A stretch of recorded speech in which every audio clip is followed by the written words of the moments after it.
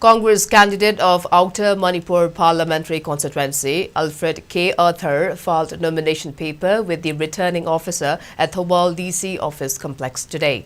Speaking to the media, Alfred K. Arthur said that nearly 11-month-long crisis in Manipur must be resolved at the earliest.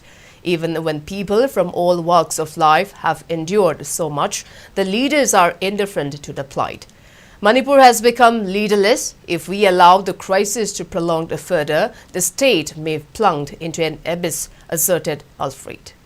The Outer Manipur is a very complex constituency. You have all communities, 4 major communities, that's the Muslims, the Meiteis, the Nagas, as well as Kukis. So you cannot polarize your votes to one particular community. The intricate details of how this constituency has been woven, you have to make sure that you live up to the expectations of all the different tribes, different communities living, and try and deliver that is the best possible way without hurting one or the other. I think it's time that the government of India did not look at Manipur and try to appease our people, but empower our people. And I think for that, whoever wins this time, especially if I do win, I'll try and make sure that our state is empowered, that we can make our own decisions for a better future.